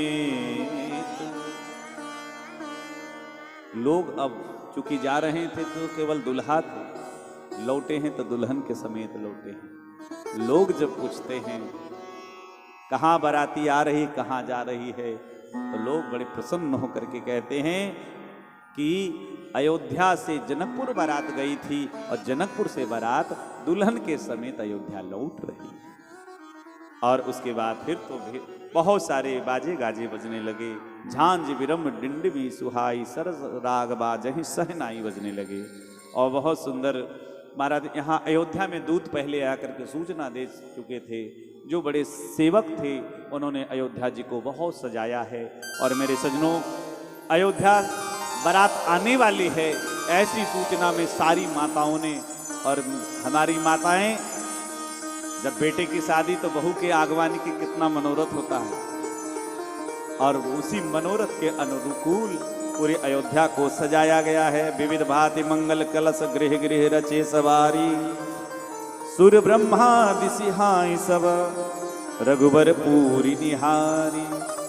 भगवान श्री राम की नगरी अयोध्या भी बहुत, और गली में सुंदर सुंदर सुगंधित द्रव्य सींचे गए हैं, और सब आरती लेकर के माताएं सोने के थाल में बढ़िया दिव्य आरती सजाई है। और सारे मंगल द्रव्य पूजा पाठ के जितने हैं सामान, सारे कलाकार जन आकर के लाइन में खड़े हो गए बारातियों के सम्मान में। और उसके बाद अयोध्या की सीमा में बाराती आई है, नाच गान प्रारंभ हो गया, क्योंकि मंगल का समय है। सब कलाकार जन गाने लगे, और हो ही सगुन बरस ही सुमन पुष्प वृष्टि होने लगी, और लोग नाचने गाने लगे हैं। मागध सूद बंदी सब गुण गाने लगे हैं। और शुभ समय में अयोध्या बारात आई, राजमहल के पास बारात आके रुकी है। सब माताएं, सारी स्त्रियां, सब अयोध्यावासी उस बारातियों को स्वागत में लग गए हैं। और माताओं ने जो ही पालकी रुकी, ब्राह्मण स्वस्ति वाचन कर रहे हैं, और ब्राह्मणियां भी सब मंगल गीत गा रही है। और उसके बाद वो हार उघार के जो पर्दा हटाया, और पर्दा हटा करके जब चारों दुल्हा दुल्हन सरकार को तीनों माताओं ने, समस्त माताओं ने, अयोध्या वासियों ने दर्शन किया है, तो कहा उस समय बहुत सारे निछावरी दान किया मैया कौशल्या ने। और उसके बाद जब देखा है दुल्हा दुल्हन सरकार की जोड़ी देख करके बहुत प्रसन्न हो गई। और महाराज आरती करही बारही बारा, प्रेम प्रमोद कहे को पारा। और उसके बाद बार बार पुष्प वृष्टि होने लगी है। और चारों माताओं ने देख करके बड़ी प्रसन्नता व्यक्त की है। तीनों माताओं ने चारों दुल्हा सरकार को देख करके, और फिर राजमहल में ला करके एक सिंहासन पर बैठाया गया है।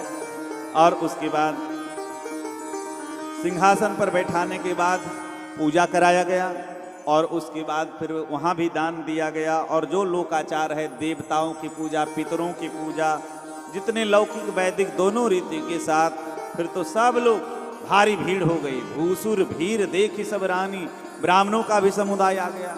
ब्राह्मणियां भी, मैया से आज लेने का समय है, इसलिए सब ब्राह्मण देवता के आज खूब दान मिलेगा भाई। इस खुशी के अवसर पर नेग मागी मुनि नायक लिन्हा। अब ब्राह्मण जब ले रहे हैं दान, तो साधु महात्मा भी चुप रहने वाले नहीं हैं, और उसी में से हम भी हैं। हम तो कहते रहते समिति वालों को, भाई विवाह हुआ तो दीजिए निछावरी, जन्म हुआ तो दीजिए निछावरी, क्योंकि ये नेग है और इसको मांगने में सकुचाना नहीं चाहिए, लेने और देने में। नेग मांगी मुनि नायक लिन्हा। श्री वशिष्ठ जी भी लिए, और श्री विश्वामित्र जी कह रहे हैं कि भाई अब शादी विवाह कराएं तो गुरु दक्षिणा तो होनी चाहिए। तो इस खुशी के अवसर पर कहा गुरुदेव पूरा राज्य ही आपका है, लेकिन राजा महाराजा ने उनको दिया, विश्वामित्र जी ने बहुत आशीर्वाद दिया है। अच्छा, जितनी माताएं हैं, आप सब जो यहाँ बैठी हैं, आप सबको पता है कि जब बहू आती है तो मुंह दिखाई का रस्म होता है, तो कुछ उपहार गिफ्ट भेंट देते हैं ना। तो सबसे ये रस्म हुआ, सबसे पहले तीनों माताएं, जो राजा दशरथ जी की 3 पत्नियों में सबसे ज्येष्ठ हैं मैया कौशल्या। मैया कौशल्या ने जब अपनी बड़ी बहू श्री जानकी जी को देखा है तो विचार किया कि हम क्या दें।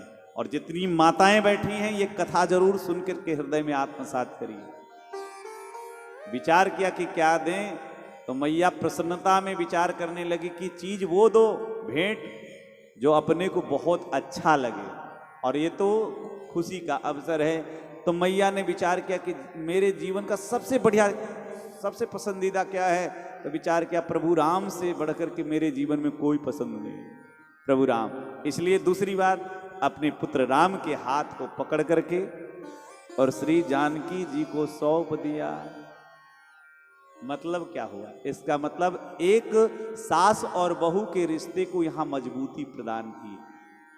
सास बहू, सास मैया कौशल्या ने कहा कि आज के बाद श्री राम के जितने सार संहार की जिम्मेदारी मैं संभालती थी, आज के बाद वो अब आपकी जिम्मेदारी, मैंने अपने पुत्र आपको अर्पण कर दिए।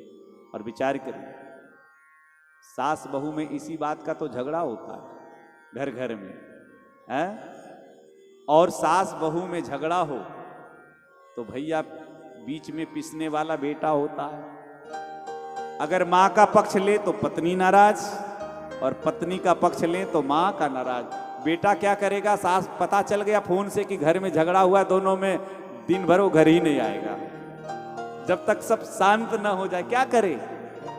क्योंकि माँ और पत्नी दोनों के बीच को, दोनों को तो बैलेंस बनाना पड़ता है ना। देखिए, माँ को भी समझना चाहिए और बहू को भी समझना चाहिए। दोनों में यदि समझदारी आ जाए, दोनों अगर समझदार हो जाएं, तो कभी उस घर में झगड़ा नहीं होगा।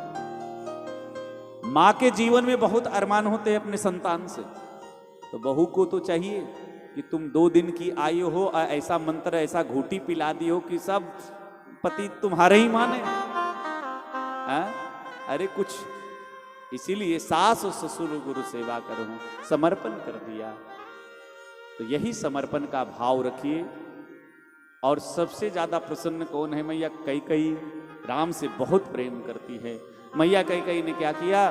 एक महल बनवाई थी। एक स्वप्न में देखा था एक दिव्य महल, तो वो स्वप्न की बात दशरथ जी को बताया। दशरथ जी ने विश्वकर्मा जी को बना करके अयोध्या में एक सोने का महल बनाया। उस महल का नाम हुआ कनक भवन। विश्वकर्मा जी की कलाकारी से निर्मित सोने का भवन बन के तैयार हो गया था। उसी समय जनकपुर से चिट्ठी पत्रिका आई, तो इसलिए गृह प्रवेश हुआ नहीं था। जब पता चला विवाह की बात, तो मैया को लगा विवाह के बाद, इसलिए ब्राह्मणों से पूजा करवा करके, और मैया प्रसन्न है कि विवाह के बाद ही। पर जानकी जी को जब देखा तो सोचा कि ये तोहफे में ये भवन ही भेंट गिफ्ट कर दिया। तो भवन की जो चाबी है वो श्री जानकी जी को दे दिया। आज भी आप अयोध्या जाएंगे तो अयोध्या के कनक भवन में हनुमान जी, लक्ष्मण जी, भरत जी ये सब नहीं मिलेंगे, केवल श्री सीताराम जी मिलेंगे। मुंह दिखाई में दिया। और मैया सुमित्रा, सबसे ज्यादा बढ़िया गिफ्ट तो मैया सुमित्रा ने दिया। श्री जानकी जी को मुंह दिखाई के रूप में अपने दोनों पुत्र को ला करके सौंप दिया। कहा कि आज के बाद ये दोनों आपके बेटे हैं, मेरे बेटे नहीं। पुत्र के रूप पुत्रों को सौंप दिया सेवा में, श्री सीताराम जी की सेवा में। तो इस प्रकार से महाराज अयोध्या में बहुत आनंद है। और उसके बाद आज पहला दिन है। श्री दशरथ जी ने कहा मैया कौशल्या से कि देखना, दूसरे घर की लड़की आई है, इनको बहुत संभाल के रखना। और मैया कौशल्या इतनी कि छोटी छोटी बच्ची है, 6 साल की, कोई बड़ी अवस्था नहीं। इसलिए उसके बाद नींद आने लगी, है ना, जल्दी नींद आने लगी। शयन किया है। और दूसरे दिन प्रातः पुनः उठ करके आज विश्वामित्र जी चलने के लिए तैयार हैं। जब चलने के लिए बार बार मैया कौशल्या अपने प्रभु राम, अपने बेटे के तन को देख रही है, शरीर को देख रही है। क्यों? क्योंकि जिस राम के यश को सुनती है ना, अरे राम राम, इतनी भयानक ताड़का को मेरा बेटा मार दिया, मैया को विश्वास ही नहीं हो रहा है। जितने यश है प्रभु राम को कि मारग जात भयावनी भारी, कहीं विदितात ताड़का मारी, तो विश्वास नहीं हो रहा है। ये जितने कार्य हुए, ताड़का का वध, सुबाहु का वध, यज्ञ की रक्षा, अहिल्या का उद्धार और धनुष का भंजन, ये हमारा राम नहीं कर सकता। किसने किया? बस ये करने कराने वाले गुरुदेव हैं। गुरुदेव के आशीर्वाद से सब हुआ है। और इस प्रकार से मैया कौशल्या भी बड़ी प्रसन्न। विश्वामित्र जी चलना चाहते हैं, पर राजा दशरथ जी रोक लेते हैं। कुछ दिनों के बाद, निवास करने के बाद, विश्वामित्र जी ने, क्यों, एक महात्मा को ज़्यादा गृहस्थियों के घर भी नहीं रुकना चाहिए। आश्रम हो, बढ़िया गांव के बाहर वहाँ रहो, जाना आना ठीक है, लेकिन ज़्यादा दिन किसी गृहस्थ के घर में, चाहे वो राजमहल हो चाहे कहीं हो, ठीक नहीं लगता है। और उद्देश्य पूर्ण हो चुका है। इसलिए विश्वामित्र जी जब वहाँ से चलने लगे, दशरथ जी कहने लगे कि भगवान, ये सारी संपत्ति आपकी है, बस आप निवेदन इतना है, मैं तो आपका सेवक हूँ, जब भी कभी ऐसा लगे आप आकर के दर्शन दें, बिना कोई निमंत्रण के, बिना कोई संकोच के। नाथ सकल संपदा तुम्हारी, मैं सेवक समेत सुत नारी। मैं तो केवल आपका सेवक हूँ। और इस प्रकार से मेरे सज्जनों, अयोध्या में खूब आनंद आ रहा है। और गोस्वामी जी कहते, मैंने ये विवाह की कथा कही। निज गिरा पावनी करण कारण, राम जस तुलसी कयो, रघुबीर चरित अपार, बारिधि पार कभी कौनी लहियो। भगवान के चरित्र का पार कोई पा नहीं सकता। इसलिए उपबीत ब्याह उछाह मंगल, जो भगवान के जन्म से लेकर के विवाह तक के जितने प्रसंग हमने कहा कथा के माध्यम से, तो कहा जो इसे सुनेगा तो श्री सीताराम जी की कृपा से उसके घर में भी शादी विवाह मंगल कार्य में मंगल ही मंगल होगा। बोलो रामचंद्र भगवान की जय। तो श्री सीताराम जी अयोध्या में निवास कर रहे हैं और अयोध्यावासी भी सियावर सियावर पुकार रहे हैं। तो आइए हम लोग भी अयोध्यावासियों के तरह हम लोग भी श्री सीताराम जी के बड़े सुंदर स्मरण करते रहे। सियाबर सियाबर पुकारा करेंगे, सियाबर सियाबर पुकारा करेंगे, मिथिला अवध में गुजारा करेंगे, मिथिला अवध में ताली बजाते हुए करेंगे, मिथिला अवध में गुजारा करेंगे, मिथिला अवध में गुजारा करेंगे, सियावर सियावर पुकारा करेंगे, सियावर सियावर पुकारा करेंगे, सियावर सियावर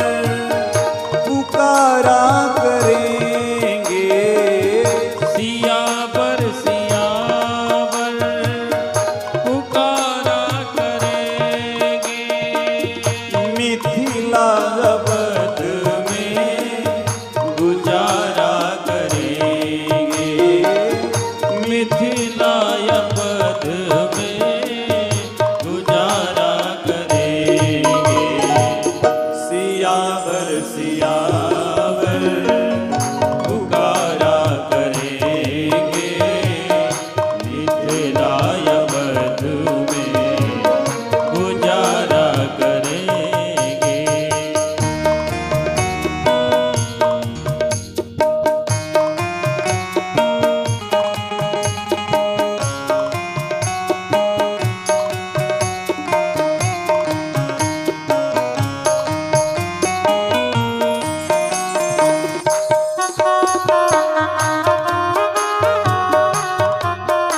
हरि बोल।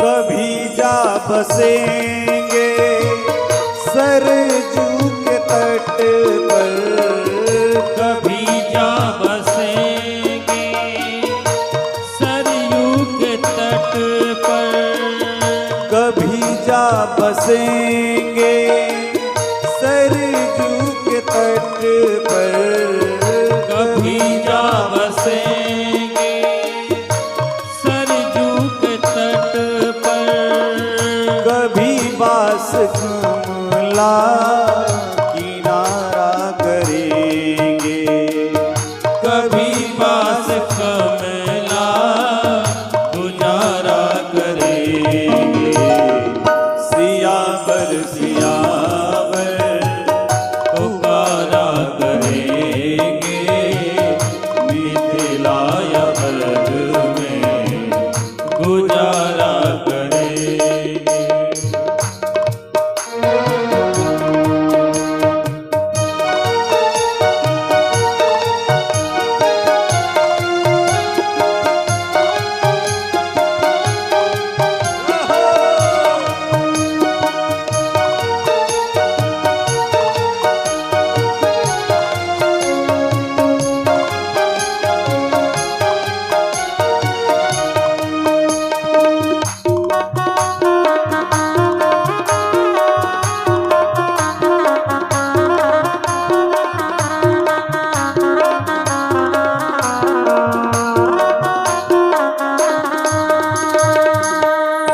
मिलेगी जो संतों की जूठन प्रसादी, मिलेगी जो संतों की जूठन प्रसादी, मिलेगी जो संतों की जूठन प्रसादी, मिलेगी जो संतों की जूठन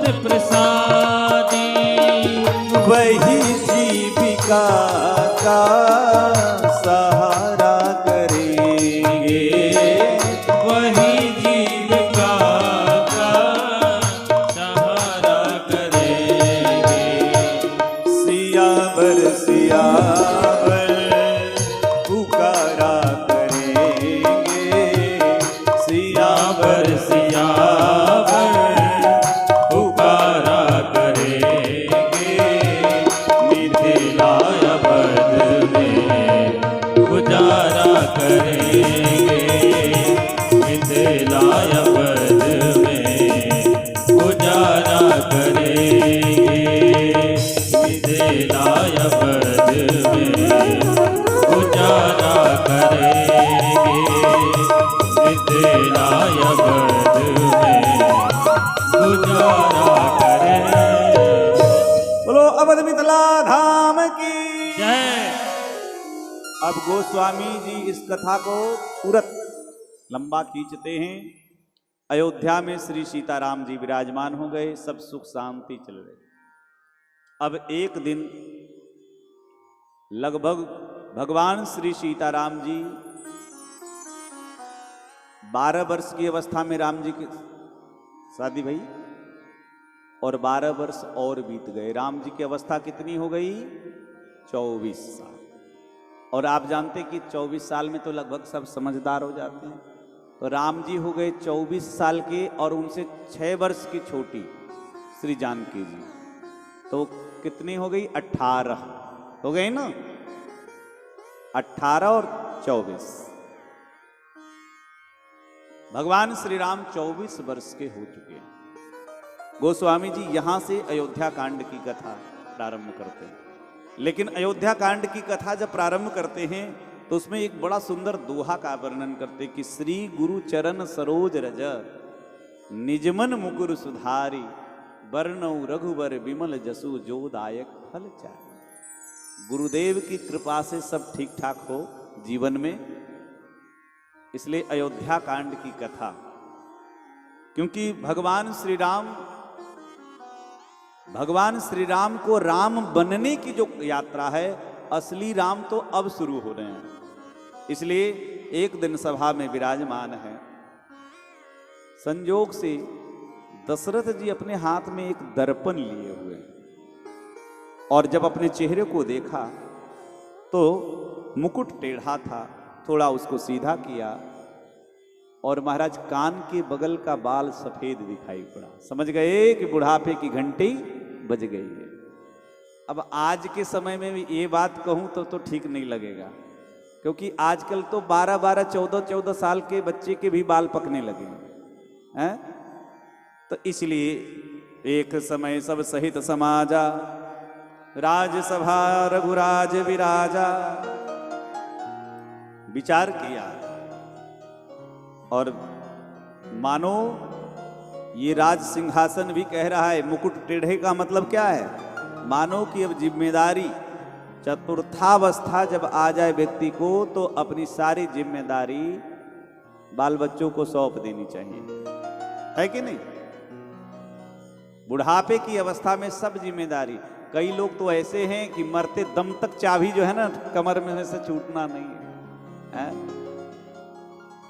भैया बच्चों पर थोड़े थोड़े जिम्मेदारी सौंपते रहोगे तब तो ठीक रहेगा। यदि एकाएक बेचारे पर जिम्मेदारी आएगी तो वो दब जाएगा। इसलिए थोड़े थोड़े सारे अयोध्यावासी चाहते हैं श्री राम को युवराज के रूप में देखना, और युवराज की योग्यता, क्योंकि उम्र भी ठीक ठाक है, 24 वर्ष की अवस्था, कोई दिक्कत नहीं है। तो सबसे मंत्री गुरुदेव सबसे बुला करके और राजा दशरथ जी ने निवेदन कर दिया, गुरुदेव यदि आपकी कृपा हो तो राम को युवराज बना दिया जाए। मंत्री से जब कहा तो मंत्री सुमंत्र जी महाराज, मंत्री जो सुमंत्र जी हैं, दशरथ जी महाराज के 8 मंत्री हैं, उसमें दृष्टि हैं, जयंत हैं, सुमंत्र हैं। तो सुमंत्र जी बहुत बुजुर्ग हैं और दशरथ जी भी बहुत सम्मान करते हैं। इसलिए जब कहा कि राम को युवराज बना दिया जाए तो सुमंत्र जी बड़े प्रसन्न हो गए। मानो मन की बात हो गई। बेगी विलंबन करिय नृपसाज ये सब ही समाज, सुदिन सुमंगल तब ही जब राम हो ही जुबराज। राम के युवराज के लिए कोई दिन तिथि की आवश्यकता नहीं। जब राम को युवराज बना दिया है तब वही दशरथ जी ने कहा यदि 5 लोगों को मत अच्छा लगे तो हो ही जाना चाहिए ये अभिषेक का कार्यक्रम। मंत्री से कहा कि आप पूरा सामान की तैयारी, पूजा पाठ के जितने भारतवर्ष के नहीं विश्व के समस्त नदियों का जो पवित्र नदी है सबके जल लाया जाए, आकाश गंगा के जल लाया जाए, समस्त प्रकार के औषधियों को एकत्रित किया जाए, समस्त प्रकार के मंगल द्रव्य एकत्रित किया जाए। और जानते हैं राजा दशरथ जी ने केवल सुमंत्र जी को कहा है, लेकिन सुमंत्र जी तो इतने होशियार हैं कि मानो विवाह के बाद ही सब तैयारी हो गई, पूरी तैयारी एकदम तुरंत है। दशरथ जी भी प्रसन्न हैं और गुरुदेव वशिष्ठ जी से निवेदन किया, गुरु जी ने कहा ठीक है आपका निर्णय प्रजा भी चाहती है, इसलिए प्रभु राम के सरिस कौन हो सकता है, सारी प्रजा के लोग हैं, सब चाहते हैं कि राम युवराज बने। गुरु जी अब राम को थोड़ा शिक्षा दे दीजिए। और तिथि निश्चित की गई, युवराज की तिथि रामनवमी का दिन, भगवान श्री राम का 25वां जन्म दिवस है। क्या है? 25वां जन्म दिवस है। और इस खुशी के अवसर पर ही ये अभिषेक और उत्सव, महान उत्सव मनाया जाए। तो दोनों जन्मोत्सव भी मन जाएगा और युवराज, इसलिए राम राज अभिषेक सुनी ही हर से नर नारी, लगे सुमंगल सजन सब विधि अनुकूल विचारी। अनुकूलता हो गई, सब लोग तैयारी कर लिए। मानो अयोध्यावासी तो पहले ही तैयारी करके रखे थे। इधर गुरुदेव श्री राम के भवन में पधारे, जहां कनक भवन गए। सुबह सुबह का समय, आज जब राम जी के भवन में गुरुदेव का आगमन सूचना मिली तो पूजा कर रहे थे। ध्यान से सुनना, पूजा कर रहे थे श्री सीताराम जी, लेकिन गुरु जी के आगमन की सूचना तो पूजा को छोड़ दिया और सबसे पहले जाके गुरु जी के चरण को प्रणाम किया। अरे गुरुदेव, आपके दर्शन तो वैसे सौभाग्य का सूचक है, आपने अपनी प्रभुता को छोड़ करके और जो हम पर स्नेह किया है, सेवक के घर यदि स्वामी का आगमन हो तो ये मंगल का सूचक है। गुरुदेव आप हमें बुलवा लिए होते, सूचना भिजवा देते, हम स्वयं आ जाते। गुरु जी ने कहा कि राम देखो, अब से आज से तुम संयम करो। संयम का मतलब है कि कुश आदि के चटाई पर सोना, हविष्यान्न ग्रहण करना, इंद्रियों पर नियंत्रण रखना। क्यों गुरुदेव? कहा कि कल तुम्हारा अभिषेक है, तुमको युवराज पद दिया जाए। भगवान राम, देखिए प्रभु राम गुरु जी के मुख से ये समाचार सुन के प्रसन्न नहीं हुए। इसलिए अयोध्या कांड का एक प्रसिद्ध श्लोक जो स्तुति में है, 2 श्लोकों में यहाँ स्तुति है। भगवान शंकर का स्तुति प्रथम है, उसके बाद प्रसन्नताम यान गताभिषेक तस्था न बमले बनवास दुखतः मुखाम्बुज श्री रघुनंदनस्य में सदास्तु सा मंजुल मंगल प्रदा। गुरुदेव के मुख से अभिषेक की बात सुनकर के प्रभु राम प्रसन्न नहीं हुए। कहा गुरुजी, ये तो अनुचित हो रहा है रघुवंश में, क्योंकि हम चारों भाई एक साथ जन्मे, एक संग सब भाई, भोजन शयन केली लड़काई। हम साथ में जन्मे, पले बढ़े, शिक्षा दीक्षा सब साथ साथ में हुई, यहाँ तक कि एक ही मंडप पर एक ही दिन और एक ही साथ हम भाइयों का विवाह भी हुआ। तो जब सब कुछ साथ साथ चल रहा है तो 3 भाइयों को छोड़ करके केवल मुझे ही अभिषेक क्यों? गुरु जी ने कहा कि कोई बात नहीं राम, विधाता जाने, है ना, इसलिए तुम करो। अब इस प्रकार से बाजे गाजे बजने लगे हैं। अयोध्या में खूब आनंद है, अयोध्या वासियों को पता चला है। और अयोध्या वासियों के मन में एक अब दृश्य कि कनक सिंहासन सीय समेता बैठई राम होई चित चेता। जब सोने के सिंहासन पर श्री सीताराम जी का दर्शन होगा, इसलिए सब लोग सोच रहे हैं कल सुबह जल्दी हो जाए, लेकिन इधर देवता चिंतित हो गए और वो विघ्न ढूंढने लगे कि कैसे विघ्न किया जाए। क्यों? यदि राम युवराज बन गए तो राम के अवतार का हेतु जो है वो पूर्ण नहीं हो पाएगा। परित्राणाय साधुनां विनाशाय च दुष्कृताम, ये नहीं हो पाएगा। इसलिए विघ्न मनाने के लिए सरस्वती जी को प्रेरणा दी। यद्यपि सरस्वती तो बड़ी दुखी हुई और देवता को मन ही मन कोसने लगी, अरे देवता ऊंचे में रहने वाले, लेकिन तुम्हारी करनी दो कौड़ी की है। पर जगत के कल्याण के लिए कोई बात नहीं। मैं सरस्वती जी आई, अयोध्या में आकर के देखने लगी, अब सब लोग खुश हैं। आप विचार करिए कि किसी का हंसता बसता परिवार पर वज्र गिराना, दुख गिराना कितना खराब लगेगा, किसी को अच्छा नहीं लगेगा। और निरपराध हैं, कोई दोष नहीं है ये अयोध्यावासी। पर सरस्वती जी ने विचार करके देखा कि जो अयोध्यावासी हैं तो अयोध्यावासियों की बुद्धि को कोई फेर नहीं सकता है। संसार में कोई ऐसा पैदा नहीं हुआ कि अयोध्यावासियों की बुद्धि को फेर सके। कोई बाहरी आदमी अगर हो उसी की बुद्धि फेरी जा सके, लेकिन साधारण कोई बाहरी भी हो तो क्या फायदा। विचार करके सरस्वती घूम घूम करके देखी। अब चूंकि कई को बाहरी नहीं कह सकते, सुमित्रा को बाहरी नहीं कह सकते, क्योंकि विवाह होने के बाद वहीं की हो गई, अयोध्यावासी हो गई। इसलिए जब दृष्टि पड़ी मंथरा पर, 3 जगह की टेढ़ी, तो ये मंथरा तो ये अविवाहित है, ये कुमारी है। कई के साथ ये दहेज में आई है। क्या? कई की बचपन से मुंह लगी है, थोड़ी बहुत मुंह लगती है, लेकिन अब साथ में खेलती, कई साथ में खेली बड़ी है, इसलिए दहेज में आ गई है साथ में। बिना कई के मंथरा का मन नहीं लगता, बिना मंथरा के कई को मन नहीं लगता। इसलिए नाम मंथरा मंदमति चेरी कई केरी, अजस पिटारी ताही करी गई गिरामति फेरी। बस अजस रूपी पिटारी जो लेकर के आई थी सरस्वती जी, और वही मंथरा के मति को फेर दिया। और जो ही मंथरा की मति बुद्धि बदली, पता है ना, सरस्वती यदि मति फेर दे और कलयुग किसी के खोपड़ी पर सवार हो जाए तो असली नकली दिखता है और नकली असली दिखता है। हाँ, जब कलयुग किसी की खोपड़ी पर, तो संत में भी असंत की भावना आ जाती है। सच्चे संतों को असंत मान लेते हैं और ढोंगी पाखंडी को संत मान लेते हैं। मंथरा की बुद्धि, लोग नाच रहे हैं, गा रहे हैं, उत्सव मना रहे हैं, पर मंथरा को एकदम अंदर से जलन हो रही है। और माताओं को मैं बोल दूं क्या, स्त्री के चरित्र को बड़े बड़े लोग नहीं जान पाए। प्रिया चरित्रम पुरुषस्य भागम दैवो न जानाति कुतो मनुष्य।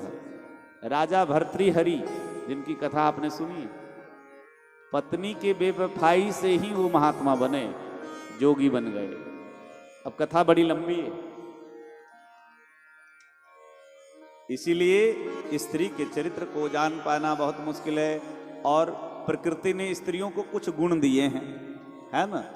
आंसू अगर बहाना हो तो, यदि सीखना हो तो जल्दी इनसे सीख जाओ, तुरंत एकदम। पुरुषों को रोना हो तो महाराज रोने के लिए सोचना पड़ेगा, लेकिन माताएं तो सामान्य बातों में ऐसा ढरढरा करके रो जाएगी कि अच्छे पसीज जाएंगे, हैं?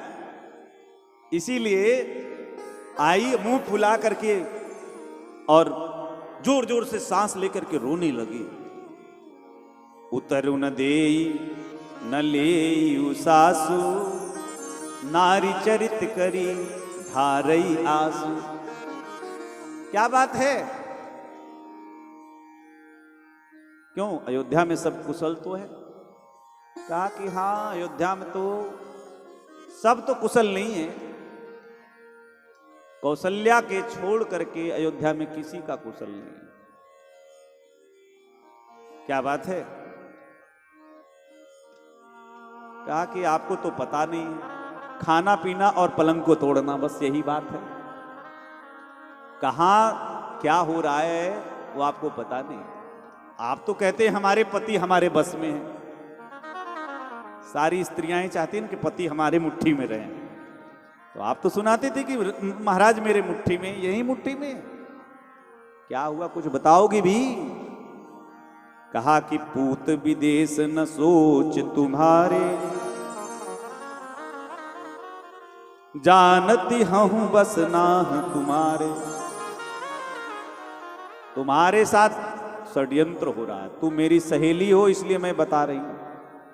अरे अयोध्या में खुशी के अवसर पर